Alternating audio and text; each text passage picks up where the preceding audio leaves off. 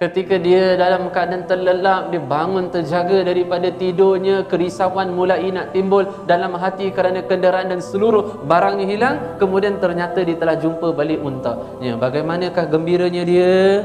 Maka Allah lebih gembira lagi sekiranya seorang hamba bertaubat kepadanya. Maka buatlah Allah gembira dengan taubat kita. Jangan membuat syaitan gembira dengan kita mengekalkan perbuatan maksiat kita. أعوذ بالله من الشيطان الرجيم. الحمد لله ثم الحمد لله. Bersyukur pada Allah Subhanahu wa taala kerana dengan limpahan dan juga kurniaan dan juga kasih sayang daripada Allah Subhanahu wa taala terhadap diri kita sebagai hamba yang kesemuanya kita akur. Kita adalah hamba yang begitu banyaknya maksiat kepada Allah. Kita adalah hamba yang begitu banyaknya keingkaran demi keingkaran yang kita lakukan pada Allah Subhanahu wa taala. Tetapi kerana begitu kasihnya Allah, begitu sayangnya Allah Subhanahu wa taala kepada kita, alhamdulillah. Saat ini Allah Subhanahu wa taala membimbing kita untuk berada di dalam rumahnya. Alhamdulillah, Allah Subhanahu wa taala memilih kita untuk berada di dalam majlis ilmu. Alhamdulillah, Allah Subhanahu wa taala memelihara umur kita. Allah Subhanahu wa taala memelihara kehidupan kita. Dan alhamdulillah, Allah Subhanahu wa taala memelihara zahir dan batin kita untuk berada di dalam amalan yang diridai oleh Allah Subhanahu wa taala. Selayaknya kita sebagai hamba yang dipilih oleh Allah, yang diberikan kekuatan oleh Allah, kita berdoa pada Allah, kita menyandarkan diri pada Allah. Moga-moga Allah Subhanahu wa taala istiqamahkan kita, amin ya rabbal alamin. Di antara doa munajah Abu Bakar As-Siddiq radhiyallahu taala anhu yang telah diriwayatkan oleh Al-Imam Al-Hafiz Ibn Katsir rahimahullahu taala di dalam kitabnya Al-Bidayah wan Nihayah. Al-Imam Al-Hafiz Ibn Katsir meriwayatkan bahwasanya Sayyidina Abu Bakar As-Siddiq radhiyallahu taala anhu berdoa ataupun bermunajah kepada Allah, ya Rabb, ya Allah, setelah Engkau berikan hidayah pada kami, ya Allah, tolonglah ya Allah, Engkau kekalkanlah hidayah pada kami, ya Allah. Kalaulah sahabat seperti Abu Bakar As-Siddiq masih lagi berdoa kepada Allah, menyandarkan diri kepada Allah, memohon doa kepada Allah supaya dikekalkan hidayah oleh Allah kepadanya, apatah lagi kepada kita. Abu Bakar As-Siddiq radhiyallahu taala anhu asyara mubasysyara bil jannah, 10 top 10 sahabat yang dijamin syurga oleh Allah meskipun kehidupan mereka masih terlebih awal di dunia. Di antara ranking yang pertama sekali adalah Abu Bakar As-Siddiq radhiyallahu taala anhu. Walaupun ia mengetahui dirinya adalah ahli jannah, adalah ahli syurga, tetapi masih lagi ia menyandarkan diri pada Allah supaya Allah Ta'ala istiqamahkan hidayah yang diberikan oleh Allah. Ia berdoa kepada Allah, mengharap pada Allah, Allah Subhanahu wa Ta'ala kekalkan hidayah padanya. Padahal sahabat ini, Abu Bakar As-Siddiq radhiyallahu ta'ala adalah sahabat yang confirm akan berada di dalam syurga Allah Subhanahu wa Ta'ala. Abu Bakar As-Siddiq radhiyallahu ta'ala anhu, ia adalah khalifatul awal yang telah awal dibai'ah oleh Sayyidina Umar ibn Al-Khattab radhiyallahu ta'ala anhu kerana Sayyidina Umar melihat kelebihan yang ada kepadanya. Abu Bakar As-Siddiq radhiyallahu ta'ala anhu, dalam satu riwayat Nabi sallallahu alaihi wasallam didatangi oleh seorang sahabat dan sahabat itu mengatakan, ya Rasulullah sallallahu alaihi wasallam, Tuhan, siapakah di kalangan kami atau di kalangan sahabat yang paling Tuhan mencintai? Maka Nabi sallallahu alaihi wasallam bersabda, Abu Bakar As-Siddiq radhiyallahu ta'ala anhu, bagaimana pula daripada kalangan sahabiah ataupun wanita? Maka Nabi sallallahu alaihi wasallam bersabda, Aisyah radhiyallahu ta'ala anha, iaitu anaknya ataupun puteri kepada Abu Bakar As-Siddiq radhiyallahu ta'ala anhu. Itulah di antara keistimewaan yang ada kepada Abu Bakar As-Siddiq radhiyallahu ta'ala anhu, tapi ia masih merendah dan masih memikirkan supaya Allah Subhanahu wa taala kekalkan hidayah kepadanya. Di Di antara yang diriwayatkan juga oleh Al-Hafidh Ibnu Katsir rahimahullahu taala, Abu Bakar As-Siddiq radhiyallahu taala meriwayatkan atau mengisahkan pernah satu ketika telah berlaku perkelahian antara aku dan juga Ibn Al-Khattab, iaitu Sayyidina Umar Al-Amirul Mukminin, Sayyidina Umar Ibn Al-Khattab radhiyallahu taala. Kemudian aku mendatangi majlis Nabi sallallahu alaihi wasallam. Kemudian baginda melihat wajahku dalam keadaan begitu sedih, maka baginda menggembirakan aku ketika itu, dan baginda Nabi sallallahu alaihi wasallam mengatakan, wahai para sahabat, lihatlah wajah sahabatku ini yang mendatangi majlisku ini ketika awal keislaman yang aku bawa, yang menerimaku adalah ia telah berkorban mati-matian atau habis-habisan. Maka Abu Bakar As-Siddiq radhiyallahu anhu mengatakan, ya Rasulullah sallallahu alaihi wasallam, telah berlaku perkelahian antara aku dan juga Ibn Al-Khattab. Kemudian Nabi sallallahu alaihi wasallam memanggilku duduk bersebelahan dengannya. Kemudian datanglah Ibn Al-Khattab, iaitu Sayyidina Umar Ibn Al-Khattab radhiyallahu anhu. Ketika itu aku melihat Nabi sallallahu alaihi wasallam bersandar. Ketika datangnya Sayyidina Umar, maka Nabi sallallahu alaihi wasallam ke depan dan wajah Nabi sallallahu alaihi wasallam kelihatan begitu merah. Dan Nabi sallallahu alaihi wasallam mengatakan, ya Ibn Khattab, pada awal keislaman yang kau bawa, termasuk yang menentang aku adalah engkau, Ibn Khattab. Kenapakah engkau enggan memaafkan ia? Kemudian Sayyidina Abu Bakar As-Siddiq radhiyallahu ta'ala anhu, Sayyidina Umar bin Khattab radhiyallahu ta'ala mengatakan, ya Rasulullah sallallahu alaihi wasallam, ana asifu jiddan, saya mohon maaf banyak-banyak, dan juga saya minta maaf kepada Abu Bakar As-Siddiq radhiyallahu ta'ala. Kemudian Abu Bakar As-Siddiq radhiyallahu ta'ala mengatakan, sejak daripada peristiwa ini sama sekali tak ada mana sahabat yang pernah menyakitiku. Ini dari antara kemuliaan, kelebihan yang ada kepada sahabat ini, Abu Bakar As-Siddiq radhiyallahu ta'ala. Tapi ia masih memikir bagaimana hidayah dikekalkan oleh Allah SWT pada dirinya.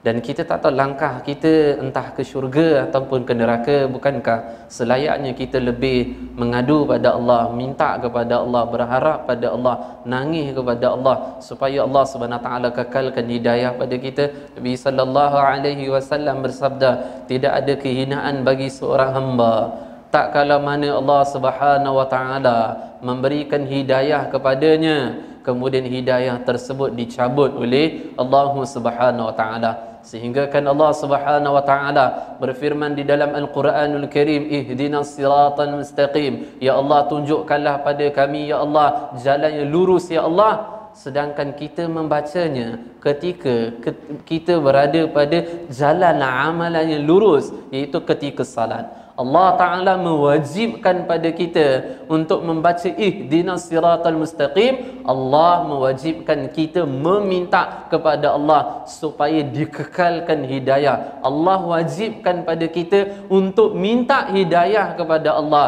Kerana mungkin ketika salat, ya, kita berada pada hidayah petunjuk daripada Allah. Ketika kita meninggalkan amalan salat atau amalan satu kebaikan, kita khawatir ataupun risau di situ tidak ada hidayah daripada Allah Subhanahu wa taala. Al-Imam Al-Laits As-Samarqandi rahimahullah di dalam kitab Tanbihul Ghafilin, Al-Imam Al-Laits As-Samarqandi rahimahullah ta'ala mengatakan pentingnya dalam hati seorang itu memiliki hati yang takut kepada Allah Subhanahu wa ta'ala. Di antara ketakutan yang perlu terpahat dalam hati seorang mukmin adalah takut ketika ini dipilih oleh Allah untuk beramal, takut setelah daripada amalan ini tak lagi dipilih oleh Allah untuk berada dalam amalan kebaikan, malah berada pada amalan kemaksiatan dan mati ketika itu. Moga-moga Allah husnul khatimahkan kematian kita. Allahumma ja'alna minhum, amin ya rabbal alamin. Hadirat puan-puan yang dirahmati oleh Allah Subhanahu wa taala, di antara perjalanan seorang menuju pada redha Allah Subhanahu wa taala yang perlu diperhatikan, seperti mana termaktub di dalam kitab Al-Arba'in fi Usuluddin, karya ataupun karangan Al-Imam Hujjatul Islam Al-Imam Abu Hamid Al-Ghazali rahimahullahu ta'ala. Al-Imam Al-Ghazali rahimahullah telah mengarang beberapa buah kitab, di antaranya adalah Bidayatul Hidayah. Kitab Bidayatul Hidayah ini sebenarnya telah beberapa orang ulama telah mensyarahnya. Di antaranya adalah Syekh Abdul Samad Al-Falimbani rahimahullahu taala, iaitu Hidayatul Salikin fi Suluki Maslakil Muttaqin. Di antara yang telah mensyarah kitab ini iaitu Bidayatul Hidayah adalah Syekh Nawawi bin Umar Al-Bantani Al-Jawi rahimahullahu taala, dan ia namakan kitabnya adalah Maraqil Ubudiyah. Dan juga beberapa orang ulama yang lain yang telah mensyarah kitab ini. Kalau kita perhatikan di dalam kitab ini, pengkhususan yang dibahas oleh Al-Imam Al-Ghazali adalah mengenai sifat Al-Mazmumah, 3 serangkai penyakit hati yang cukup sangat berbahaya. Kalau kita mengatakan 3 serangkai penyakit zahir yang boleh membawa kepada kematian, hati-hati. Hati pun ada juga 3 serangkai yang penyakitnya lebih berbisa dan lebih bahaya. Menyebabkan 3 serangkai ini menyebabkan kalbu boleh mati. Lebih baiklah nyawa seorang itu mati kerana terberhenti perbuatan maksiatnya daripada qalb, daripada hati mati, maka hidupnya bergelumang dengan kemaksiatan. Geraknya, tutur bicaranya, pandangannya, pemikirannya, kata-katanya, duduk diamnya, bergeraknya, seluruh dalam keadaan kemaksiatan kepada Allah Subhanahu Wa Taala. Ketika mana? Ketika matinya hati seorang. Moga Allah Subhanahu Wa Taala pelihara ketiga serangkai penyakit hati ini pada kita. Amin ya rabbal alamin. Apa 3 tu? Pertama ar-riya, yang kedua adalah kibr, takabbur, yang ketiga adalah hasad. Moga Allah Subhanahu Wa Taala menjaga ketiga-tiganya pada hati kita. Amin ya rabbal alamin. Al-Imam Al-Ghazali rahimahullahu taala menyebutkan, sebenarnya pembahasan ini kalau disyarah kitab Bidayatul Hidayah ada je dimuatkan oleh pengarang kitab, tapi sebenarnya pengarang kitab akan sebut nanti, seperti Syekh Abdul Samad Al-Falimbani rahimahullah akan menyebutkan bahwasanya sifat ini yang ku bahas ini, yang ku letakkan ini, sebenarnya telah ku kutip di dalam kitab Al-Arba'in fi Usuluddin yang asalnya adalah kitab Al-Imam Al-Ghazali rahimahullah. Langkah pertama menuju pada redha Allah Subhanahu Wa Taala adalah taubatnya seorang hamba kepada Allah Subhanahu Wa Taala, ataupun bunyinya sentiasa bertaubat kepada Allah Subhanahu Wa Taala. Langkah pertama perjalanan seorang untuk meraih mardatillahi ta'ala, tertumpahnya akan keredaan Allah kepadanya. Langkah yang pertama, step yang pertama adalah bagaimana dia meletakkan dirinya, posisikan dirinya sebagai hamba yang sentiasa bertaubat kepada Allah Subhanahu Wa Taala. Nabi sallallahu alaihi wasallam bersabda, "Aku habiskan istighfar dan juga taubat kepada Allah sehari semalam sebanyak 100 kali, mi'at marrah, sebanyak 100 kali." Fi riwayah, pada riwayat lain Nabi sallallahu alaihi wasallam bersabda, "Aku habiskan istighfar dan juga taubat kepada Allah sebanyak 70 kali." Bukanlah menjadi masalah kerana perbezaan hadis ini pada bilangannya. Menjadi masalah adalah Nabi sallallahu alaihi wasallam maksum. Allah pelihara baginda daripada dosa. Tapi masih lagi baginda Nabi sallallahu alaihi wasallam menyibukkan diri baginda dengan bilangan 100 ataupun 70 kali istighfar. Padahal tidak ada dosa kepada baginda. Persoalannya, kita adalah manusia yang kita tak tahu kita mati dalam keadaan Allah redha ataupun tak. Dan kita tak tahu kaki kita jejak ke syurga ataupun terlebih awal direndaman di dalam neraka.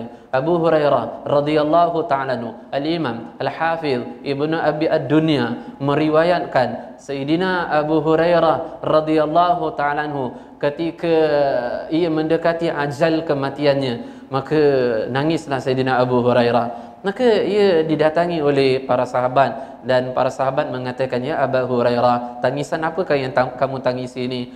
Maka Sayyidina Abu Hurairah radhiyallahu ta'ala anhu mengatakan, "Bukanlah tangisan aku ini yang ku tangisi ini kerana dunia yang akan ku tinggalkan.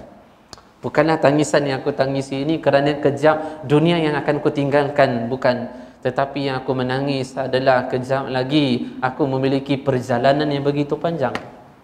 Aku memiliki perjalanan yang begitu jauh. tariqul perjalanan yang begitu jauh. Dan juga setelah kematian aku ini, aku memiliki safar perjalanan yang begitu jauh, sedangkan bekal yang aku bawa adalah bekal yang tidak banyak. Maksudnya amalan pahalaku adalah amalan pahala yang tidak banyak.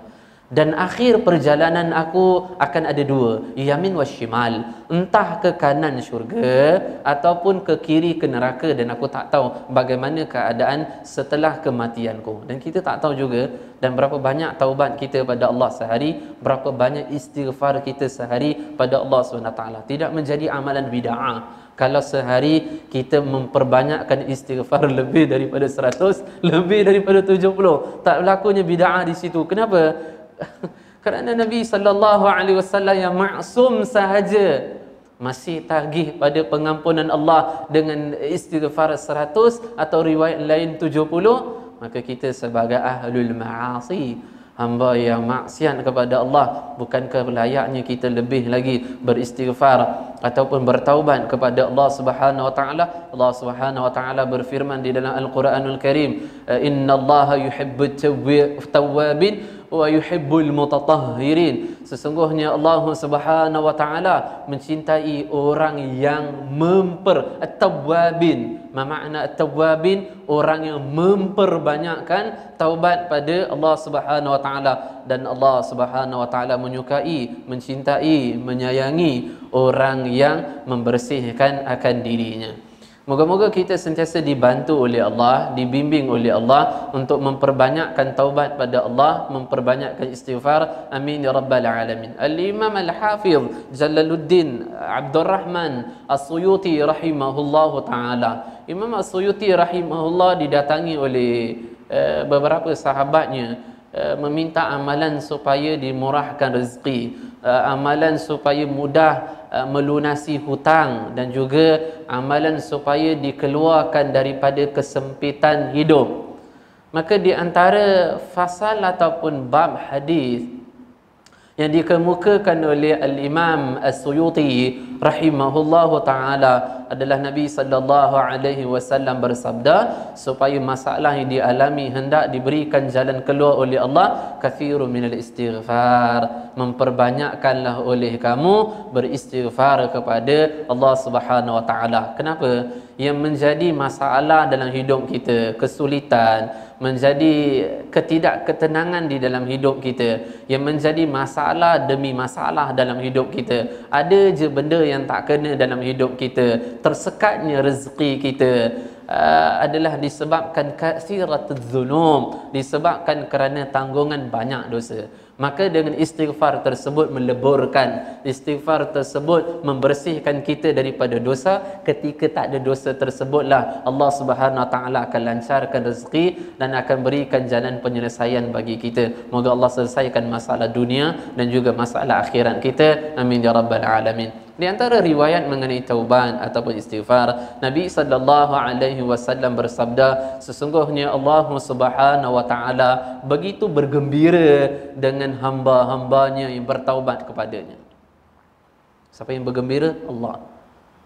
Ikutkan kita gembira kerana kita dibantu oleh Allah. Al-Imam Abu Yazid Al-Bistami, boleh juga sebutannya Al-Bustami pun boleh juga, Al-Bistami pun boleh juga, dibariskan bawah boleh, dibariskan depan pun boleh juga. Al-Imam Abu Yazid Al-Bistami atau Al-Bustami rahimahullah ta'ala, ia mengatakan, dulu saya menyangka saya mencintai Allah. Sebenarnya tidak, Allah lah yang mencintai saya dan kemudian Allah bimbing saya pula mencintainya. Dulu saya sangka saya ni lah yang ingat pada Allah. Tidak, sebenarnya Allah Subhanahu wa ta'ala inginkan kebaikan pada saya, Allah ingat kepada saya dan Allah bimbing saya pula untuk ingat kepadanya. Kesepatutnya kita yang berasa gembira kerana kita dimudahkan oleh Allah untuk melakukan amalan saleh, untuk beristighfar kepada Allah, untuk bertaubat kepada Allah. Tetapi Nabi sallallahu alaihi wasallam bersabda, Allah Subhanahu wa taala begitu gembira sekiranya hamba-hambanya bertaubat kepadanya, iaitu Allah. Nabi sallallahu alaihi wasallam dalam riwayat yang sama memberikan tamsil, memberikan contoh seperti seorang yang menaiki kenderaan unta di tengah-tengah padang pasir, diturun daripada kenderaan untanya. kemudian dia lihat di kirinya, kemudian dia lihat di kanannya, kemudian untanya kehilangan. Kemudian dia dalam keadaan begitu kerisauan, kemudian dia terlelap. Ketika dia dalam keadaan terlelap, dia bangun terjaga daripada tidurnya, kerisauan mulai nak timbul dalam hati kerana kenderaan dan seluruh barangnya hilang. Kemudian ternyata dia telah jumpa balik untanya. Bagaimanakah gembiranya dia? Maka Allah lebih gembira lagi sekiranya seorang hamba bertaubat kepadanya. Maka buatlah Allah gembira dengan taubat kita, jangan membuat syaitan gembira dengan kita mengekalkan perbuatan maksiat kita. Di antara riwayat kisah adalah Abdullah bin Umar radhiyallahu ta'ala anhuma atau Ibnu Umar radhiyallahu ta'ala anhuma.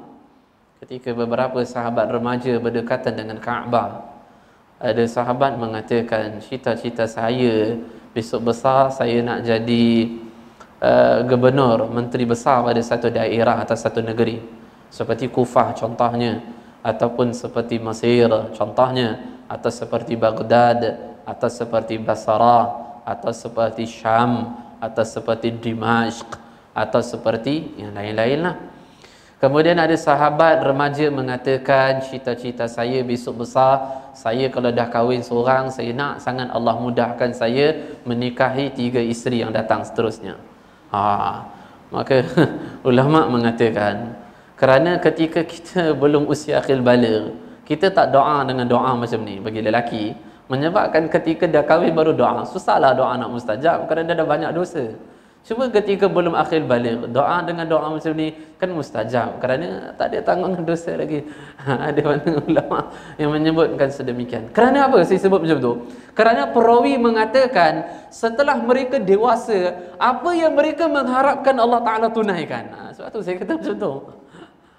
Kemudian datang giliran Sayyidina Abdullah bin Umar bin Al-Khattab radhiyallahu ta'ala anhuma. Maka orang menunggu apa cita-cita nak diberitahunya anak kecil ini atau remaja ini. Maka Sayyidina Abdullah bin Umar radhiyallahu ta'ala mengatakan, cita-cita saya adalah bagaimana sebelum saya mati, saya bertaubat kepada Allah SWT. Allah menerima taubat saya. Dan saya mati dalam keadaan li ghairi dhunub, tanpa memiliki tanggungan dosa. Dan saya mati di akhirat, saya dipermudahkan oleh Allah memasuki dalam syurga. Ini cita-cita saya. Dan sebenarnya ini cita-cita, misi dan visi kita dalam kehidupan yang singkat. Bagaimana kita mati, dosa-dosa kita juga turut dalam keadaan dimatikan oleh Allah. Hanya hidup adalah amalan-amalan pahala dan amalan-amalan salih. Kita doa pada Allah, ya Allah, berikan keizinan kepada saya, ya Allah, sebelum kematian saya bertaubat, kemudian saya menemui kematian husnul khatimah. Moga-moga sedemikian, amin ya rabbal alamin. Dan di antara amal yang dicintai oleh Allah adalah katsirun minat taubah, iaitu memperbanyakkan taubat kepada Allah Subhanahu wa taala. Dan ada beberapa riwayat kisah yang saya rasa saya alih pula kepada pembahasan yang seterusnya. Yang kedua, perjalanan seorang menuju pada redha Allah Subhanahu wa taala yang perlu diperhatikan, yang disebutkan oleh Al-Imam Al-Ghazali rahimahullah dalam kitab Al-Arba'in fi Usuluddin adalah bab khasyah atau yakni bab khaufillahi ta'ala, iaitu mentanamkan hati perasaan takut kepada Allah Subhanahu wa taala. Nabi sallallahu alaihi wasallam bersabda, barang siapa hatinya takut kepada Allah, maka Allah akan menjadikan persekitarannya takut kepada dia.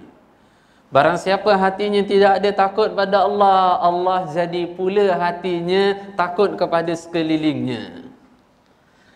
Ataupun fi riwayah, pada riwayat lain atau makna adalah barang siapa hatinya takut kepada Allah, maka makhluk yang ada di sekitarnya akan takut kepadanya. Akan tetapi sekiranya hatinya tidak takut pada Allah, Allah akan jadikan hatinya takut pada makhluk Allah.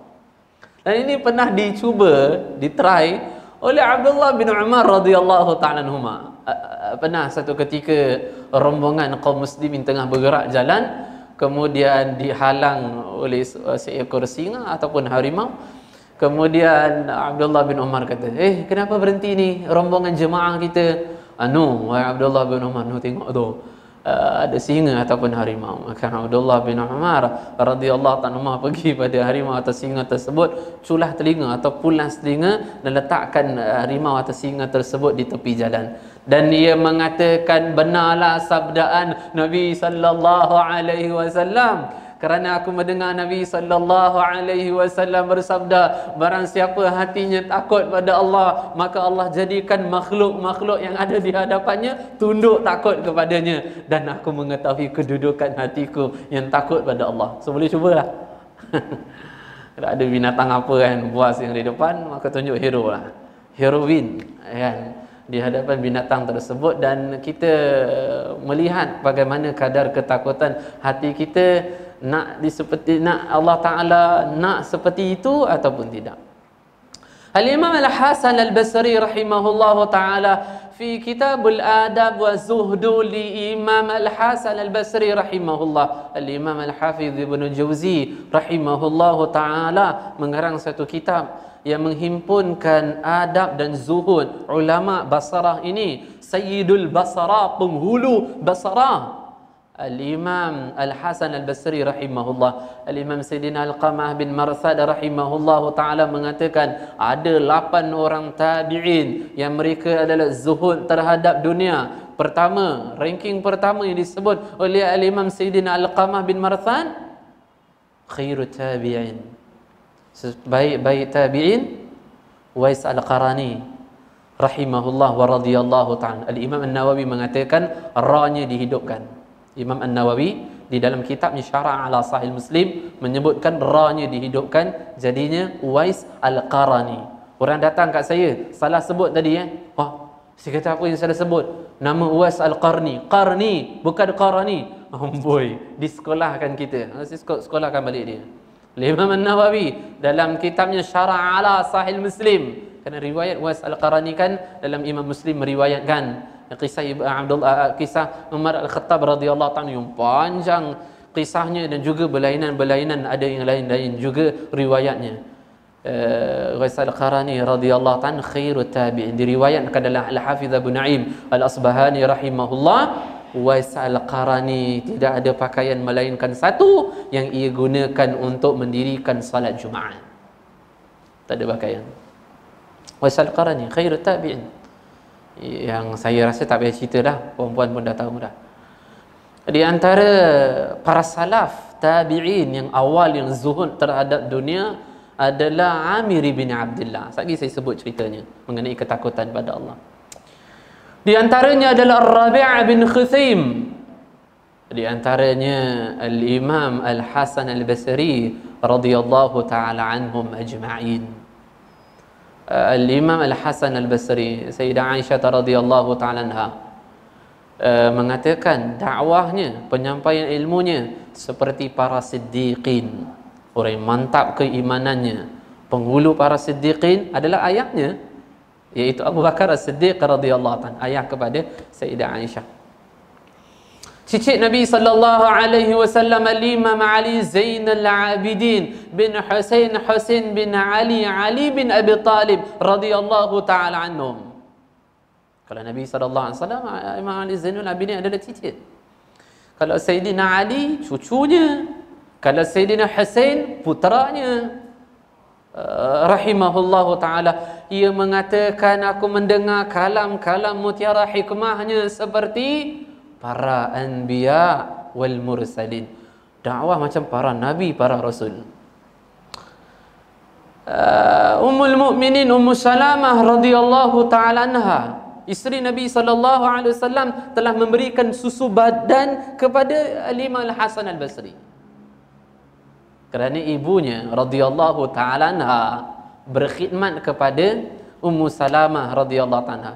So ketika Ummu Salamah melihat ibu kepada Imam Hasan Al-Basri tengah sibuk menyusunya, katanya, tak payah, sini je, saya yang berikan susu badan kepada putera engkau ini.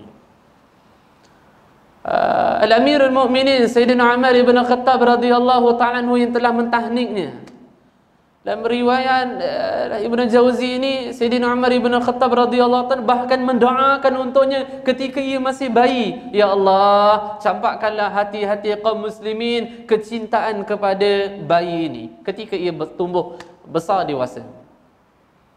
Imam Al-Hasan Al-Basri rahimahullah biasanya meriwayatkan hadis mursal dan juga hadis marfu'. Al-Imam Al-Hasan Al-Basri rahimahullah, di antara kalamnya yang agak saya suka adalah, kata Al-Imam Al-Hasan Al-Basri, rumah siapa yang tidak ada sedih ketika meninggalnya syahidnya Umar Al-Khattab, rumah tersebut tidak akan diturunkan rahmat oleh Allah. Individu seorang yang mengetahui kesyahidan Umar Al-Khattab radhiyallahu ta'ala kemudian dia personal tak sedih, maka diragukan keimanannya. Al-Imam Al-Hasan Al-Basri rahimahullah. Kenapa ulama tabi'ut tabi'in, ulama khalaf, salaf adalah setelah kewafatan Nabi sallallahu alaihi wasallam 200 tahun kan, setelah 200 adalah khalaf. Kenapa menjadikan motivasi pada diri mereka untuk zuhud terhadap dunia? Kerana Sayyidul Zahid, iaitu di antara penghulu orang yang zuhud terhadap dunia, Al-Imam Al-Hasan Al-Basri, Muhammad bin Wasi' rahimahullah. Tuan-tuan, puan-puan pernah dengar asar kata seorang ulama, mungkin tak akan tahu namanya, tak pernah tahu nama lah, tapi kalimat ini biasa dengar. Andai kata Allah Subhanahu wa taala menjadikan dosa itu berbau, nescayalah akan keluar bauan yang busuk pada badanku, dan sekiranya Allah menjadikan dosa itu kepada seorang itu mengeluarkan bau, nescaya orang tak akan mendekatinya, dan khususnya orang tidak akan mendekatiku. Ini biasa ada share dekat Google lah, apa-apalah, YouTube ataupun WhatsApp. Siapa asal ini? Siapa empunya ayat ini? Al-Imam Sayyidina Muhammad ibn Wasi' rahimahullahu ta'ala. Muhammad bin Wasi' rahimahullahu ta'ala mengatakan, andai kata hati kami diserang dengan hubbud dunia, cinta kepada kemewahan, cinta pada dunia, maka kami akan datang melihat wajah Imam Hasan Al-Basri. Cukuplah dengan melihat wajahnya telah berubah hati kami kecintaan kepada dunia berubah menjadi hati kami kecintaan kepada akhirat. Meskipun kami tidak mendengar kalamnya, cukuplah dengan melihat wajahnya. Masya Allah. So banyakkan doa kepada Allah, ya Allah, biarlah orang tengok wajah saya, ya Allah, mereka mendapat hidayah daripadamu, ya Allah. Moga-moga dalam keadaan sedemikian, amin. Ulama ini menyebutkan dalam asarnya, Al-Imam Al-Hasan Al-Basri rahimahullah ta'ala mengatakan, barang siapa takut kepada perkara yang disuruh takut oleh Allah, nescaya Allah Subhanahu wa ta'ala akan amankan dia daripada apa yang manusia takut ketika itu. Saya ulangi balik. Al-Imam Al-Hasan Al-Basri rahimahullah mengatakan, barang siapa yang takut kepada perkara yang disuruh takut oleh Allah. Takut apa? Su'ul khatimah. Takut apa? Murka Allah. Takut apa? Siksaan kubur. Maka masjid surah biasa kan ba'da isya akan baca suratul mulk supaya terhindar daripada azab kubur. Ada masa sekali lagi saya cerita malaikat Israel. Takut apa? Mahsyar, mizan, siran, jannah wan nar. Nah, kalau benda-benda ni disuruh takut oleh Allah, kita takut. Benda apa yang manusia tengah takut pada zaman kita, benda itu Allah akan pelihara daripada kita.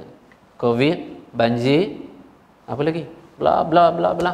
Kesemuanya itu yang manusia jumhur takut, benda tu Allah akan pelihara, akan jaga kita. Kenapa? Qalbun khasyah. Hati yang memiliki perasaan takut kepada Allah Subhanahu wa taala. Al-Imam Sayyidina Al-Fudail ibn Iyad rahimahullahu taala mengatakan, ketika saya tidak taat kepada Allah, maka saya akan melihat isteri dan anak-anak tidak akan taat kepada saya. Ketika saya takut kepada Allah dan saya taat kepada Allah, saya akan lihat begitu mudah isteri dan anak-anak saya, bahkan binatang tunggangan saya pun akan taat kepada saya tanpa saya ikat pada ikatan kepada dia. So menjadi satu aib yang cukup besar kalau seorang suami menasihati isterinya kemudian isteri tak tersentuh dengan nasihat suami. Oh, aib besar. Maka seorang suami tu rijal, qawi rijal. Seorang lelaki yang gagah tu ketika menasihati isterinya, kemudian isterinya cair dengan nasihatnya. Itulah baru suami. Moga Allah jadikan suami puan-puan kesemuanya adalah suami yang saleh. Amin. Dan Allah jadikan saya termasuk sebagai suami yang saleh. Amin. Maka penting memiliki hati yang takut pada Allah. Saya telah menyebutkan kepada puan-puan tadi, iaitu mengenai Amir bin Abdul Qais ataupun Amir ibn Abdullah rahimahullahu ta'ala. Seperti mana Al-Imam Sayyidina Al-Qamah bin Marthad rahimahullah meriwayatkan, ada 8 orang tabi'in yang zuhud terhadap dunia. Salah satunya adalah Amir bin Abdul Qais ataupun Amir ibn Abdullah rahimahullahu ta'ala. Imam Sayyidina Al-Qamah bin Marthad rahimahullah meriwayatkan, saya sendiri pernah melihat ketika saya datang di tempat salatnya Amir bin Abdullah ini atau Amir bin Abdul Qais ini. Saya tengah lihat ia tengah mendirikan salat. Ketika ia dalam keadaan mendirikan salat, saya lihat di jubahnya keluar seekor ular yang begitu besar, tengah membelitnya dan tengah masuk di bahagian jubah lehernya, kemudian keluar di bahagian tangannya, akhirnya keluar di bahagian jubah, kakinya keluar kat bawah, kemudian ular tersebut pergi. Tak lama kemudian daripada tersebut ia telah selesaikan salatnya. Assalamualaikum warahmatullahi. Assalamualaikum warahmatullahi. Saya mendatangi Amir bin Abdul Qais dan saya mengatakan, wahai Amir, apakah tidak ada ketakutan pada kamu ketika kamu mendirikan salat kemudian dibelit dengan ular? Tak takut ke? Maka Amir bin Abdul Qais mengatakan, wahai Al-Qamah, bagaimana saya boleh takut dengan ular ketika saya salat tadi? Sedangkan saya salat zahir batin saya menghadap Allah, dan Allah melihat zahir batin saya. Saya malu kepada Allah kalau Allah melihat hati saya yang ada sedikit ruang takut kepada makhluknya. Saya malu kepada Allah. Allah melihat hati saya ada sedikit ruang takut kepada makhluknya, sedangkan saya mempersembahkan salat saya zahir dan batin saya kepada Allah Subhanahu Wa Taala. Dan kata Amir bin Abdul Qais rahimahullah, saya mengetahui ular tersebut adalah syaitan yang supaya menghilangkan khusyuk saya ketika salat.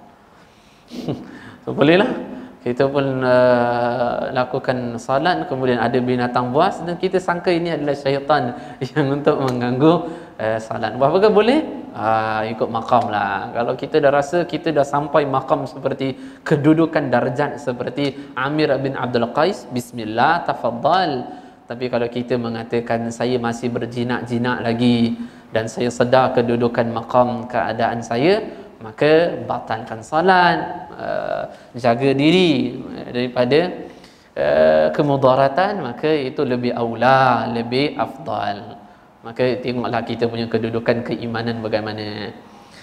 Kita doa kepada Allah, moga-moga Allah Subhanahu Wa Taala membersihkan hati-hati kita, tidak ada selain ketakutan, hanya kepada Allah Subhanahu Wa Taala. Amin ya rabbal alamin.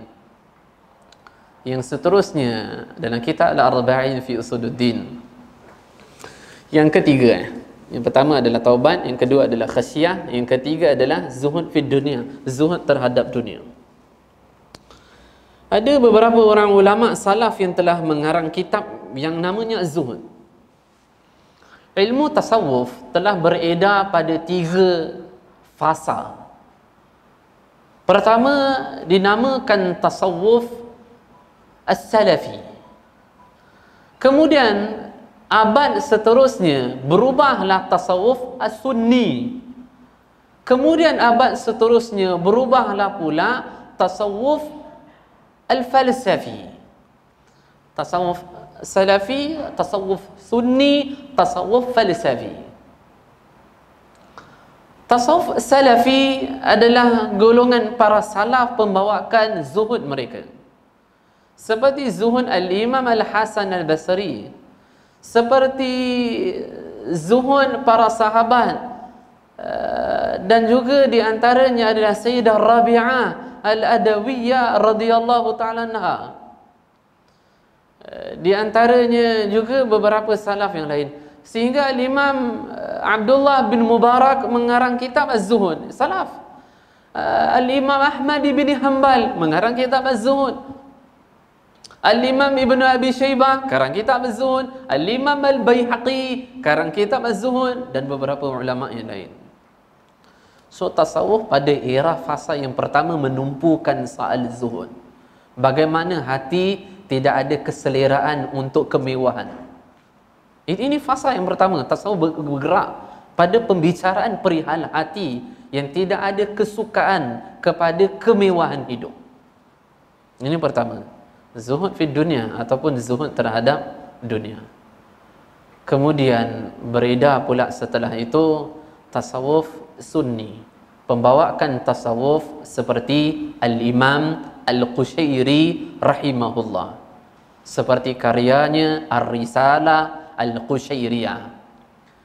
Sezaman dengan ini juga, era ini juga, di antara yang pembawakan tasawuf sunni adalah Al-Imam Al-Syekh Abu Talib Al-Makki rahimahullah. Terkenal pada karyanya iaitu Qutul Qulub. Ada 3 jilid.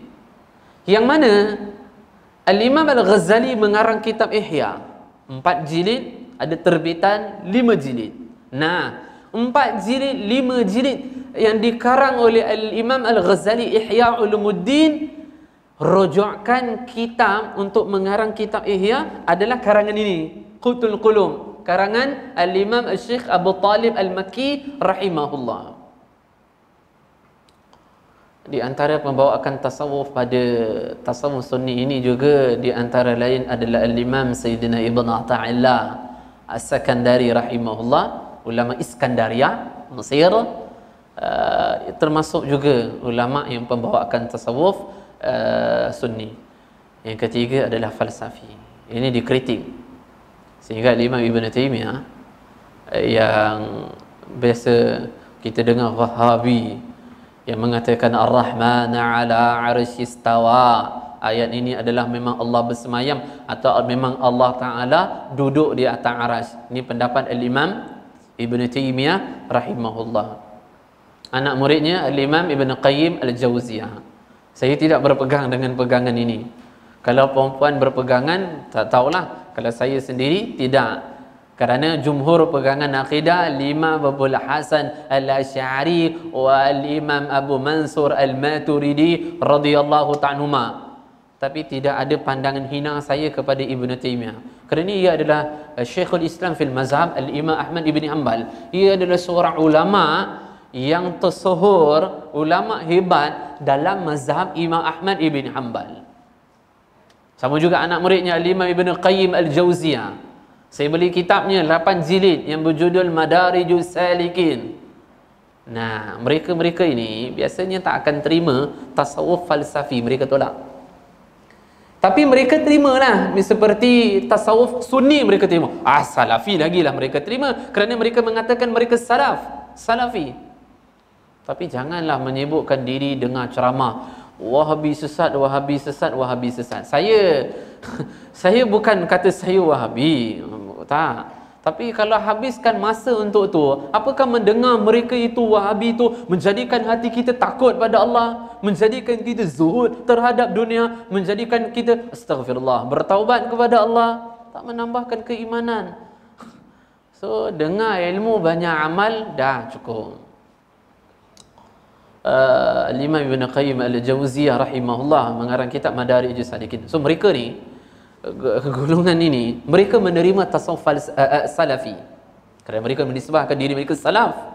Mereka terima, dan mereka terima juga beberapa orang ulama daripada pembawakan tasawuf sunni, walaupun Al-Imam Al-Ghazali ada di sana, dan mereka mengkritik hadis-hadis yang dimuatkan oleh Al-Imam Ghazali dalam Ihya. Tapi pemikiran Imam Ghazali mereka tak tolak. Cuma mengenai sanad hadis seperti Ibnu Jauzi memasalahkan, dan juga beberapa ulama yang mentakhrij hadis dan mengisukan iaitu hadis-hadis sanad yang diletakkan oleh Al-Imam Al-Ghazali rahimahullah. Saya dah buat Google Meet berapa bulan lepas, cerita mengenai kitab Ayyuhal Walad karya Imam Al-Ghazali. Muqaddimah saya dah jawab, kritikan jawapan terhadap kitab Ihya memiliki hadis-hadis yang maudhu' ataupun palsu. Saya dah sebut, kalau ada kesempatan saya sebut balik nantilah. Tasawuf falsafi seperti Al-Imam Ibn Al-Arabi, Abdul Karim Al-Jili rahimahullahu ta'ala, radiyallahu ta'ala anhuma. Tapi bagi kita tengah-tengah lah. Ada benda kita boleh terima, ada benda yang kita tak boleh terima lah. Ada benda yang tak masuk akal, ada benda masuk akal daripada Imam Ibn Al-Arabi, khususnya Abdul Karim Al-Jili. Dan saya rasa insya-Allah tak ada muslimat yang berkecimpung dalam pemahaman Ibn Arabi, insya-Allah. Perihal zuhud fi dunia atau zuhud terhadap dunia, Nabi SAW bersabda, apabila kamu melihat seorang itu yang zuhud terhadap dunia dan dia sedikit pembicaraannya, maka mendekatilah dia sekiranya dia berbicara yang telah dimengalirkan hikmah oleh Allah pada lidahnya. Itu orang yang zuhud fi dunia atau zuhud terhadap dunia. Ciri-ciri orang yang zuhud terhadap dunia itu adalah banyak. Di antaranya adalah ia memiliki sifat ithar, mengutamakan orang lain.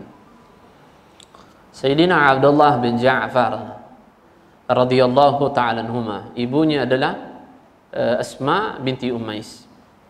Saya sebut dah dekat perempuan, Asma binti Ummais, suaminya adalah Ja'far At-Tayyar. Ia pernah mendatangi Sayyidah Fatimah Az-Zahra radhiyallahu ta'ala anha binti Rasulullah sallallahu alaihi wasallam. Ketika tu Sayyidah Fatimah kelihatan dalam keadaan sedih. Datang Asma binti Ummais. Asma binti Ummais mengatakan, ya Fatimah, apa yang berlaku pada kamu? Raut wajah kamu menunjukkan kamu dilanda kesusahan. Kata Sayyidah Fatimah, tengok pemikirannya. Kata Sayyidah Fatimah, kalau saya meninggal nanti, saya tak nak jenazah saya tu dibalut seperti biasa. Orang-orang perempuan biasa tu saya tak nak. Nanti mereka akan melihat lekuk-lekuk badan saya. Saya tak nak macam tu. Dan saya fikir macam mana nak buat. Asma binti Ummais mengatakan, maukah aku memberitahu kamu, iaitu aku pernah melihat ketika aku sampai di iaitu Habsyah. Ketika aku bersama dengan suamiku, rombongan yang diutus oleh Nabi SAW untuk berdakwah kepada Raja Najasyi.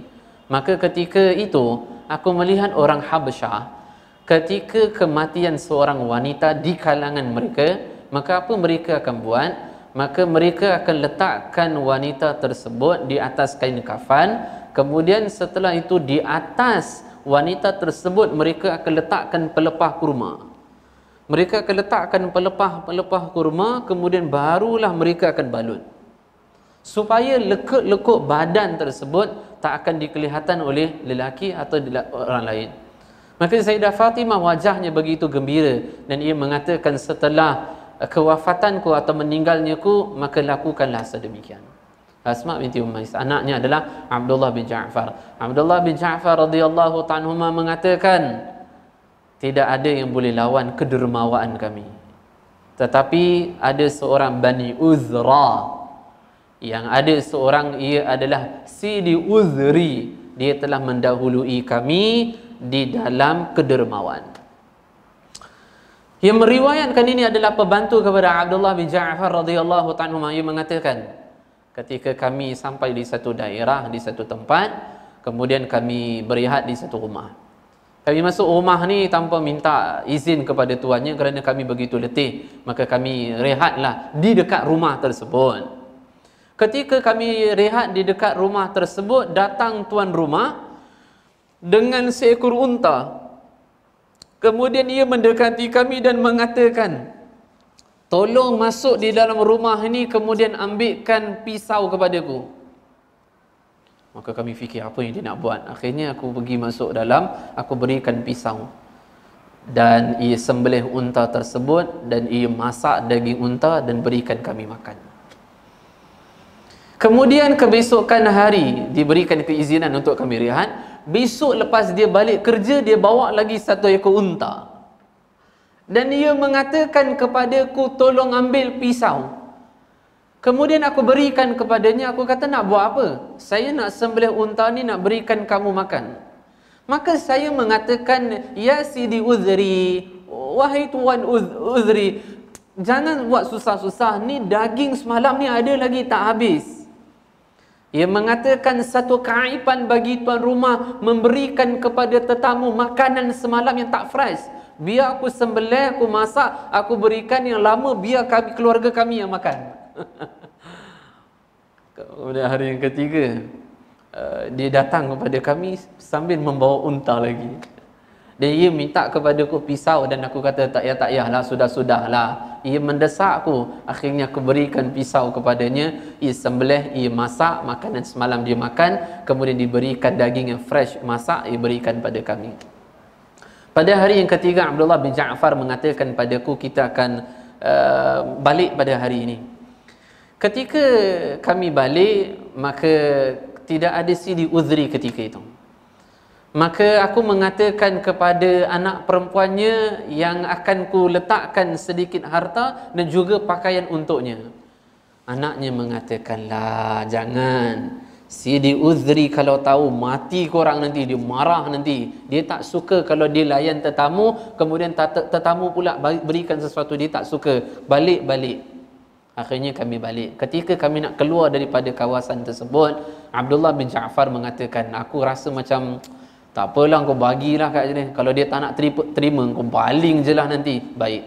Akhirnya aku mendatangi wanita tersebut, aku mengatakan ini pemberian daripada Abdullah bin Ja'far. Maka dia mengulangi ayat yang sama. Dia kata, jangan, nanti Sidi Uzri akan balik ni. Akhirnya apa aku buat? Aku senyap-senyap aku baling, kemudian aku balik.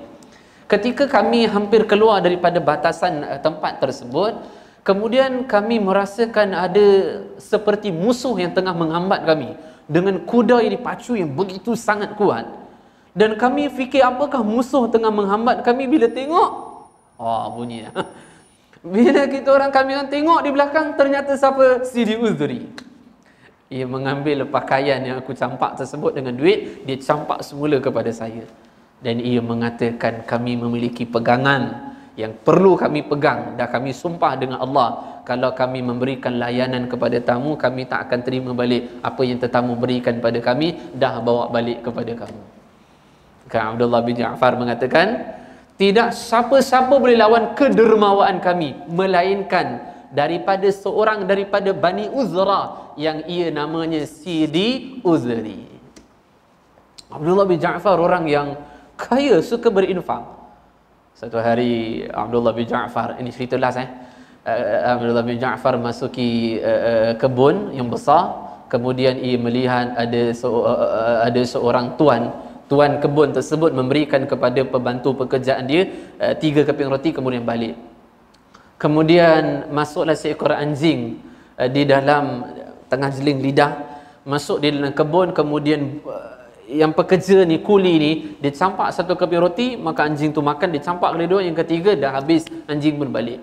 Abdullah bin Ja'far mendatangi kebun tersebut, jumpa dengan kuli tersebut atau hamba tersebut, dan mengatakan, kamu punya gaji berapa banyak? 1 hari 3 keping roti Tuhan saya akan bagi, ini gaji saya.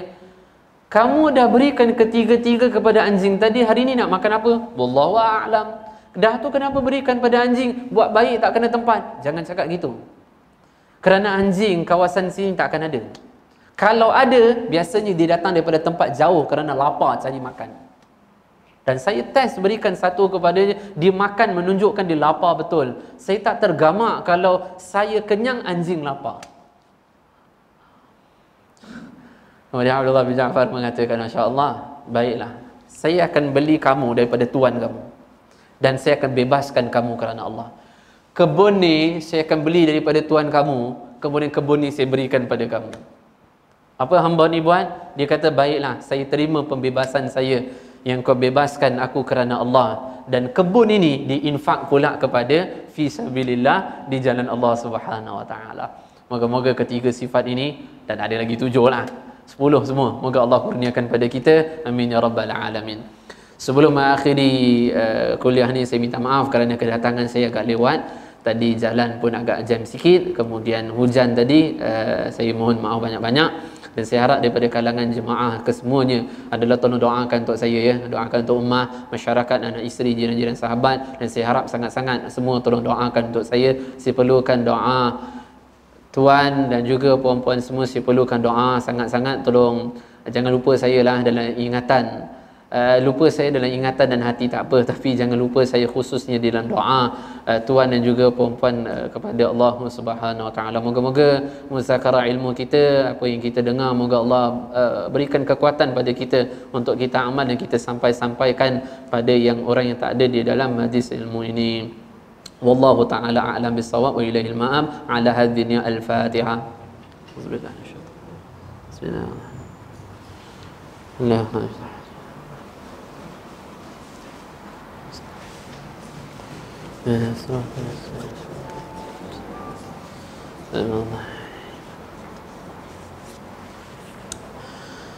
أعوذ بالله من الشيطان الرجيم. بسم الله الرحمن الرحيم.